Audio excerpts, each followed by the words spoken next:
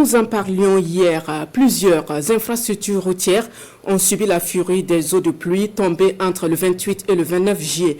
Le ministre en charge des infrastructures et du désenclavement et son staff technique étaient ce matin sur place dans les hauts-bassins pour constater les dégâts causés aux ouvrages sur plusieurs axes routiers. Il s'agit de trouver des solutions urgentes pour la reprise du trafic.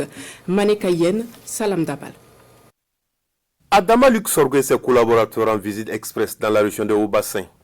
Le ministre des Infrastructures et du Désenclavement vient constater de visu les nombreux dégâts observés sur le réseau routier suite aux pluies diluviennes des 28 et 29 juillet 2024. Nous avons entrepris cette tournée pour voir et trouver des solutions.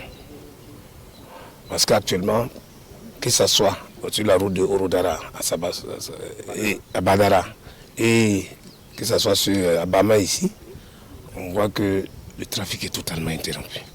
Et nous allons prendre les dispositions pour remettre le trafic en marche, faire en sorte qu'on puisse avoir effectivement toutes les transactions vers Bobo.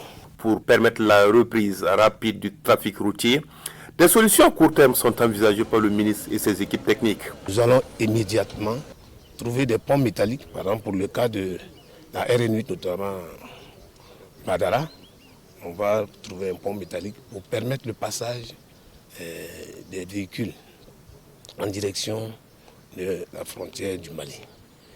Et ici aussi à Bama, on a prévu mettre en place un pont métallique aussi. Mais ici, le pont métallique va être posé provisoirement pour un temps donné parce que ici, la dégradation est trop forte et on a besoin d'un certain temps après la saison des pluies pour intervenir. Le ministre des Infrastructures et du Désenclavement appelle les usagers au respect strict des indications données par ses collaborateurs sur le terrain, mais aussi à la prudence sur nos routes à cette période marquée par de fortes précipitations.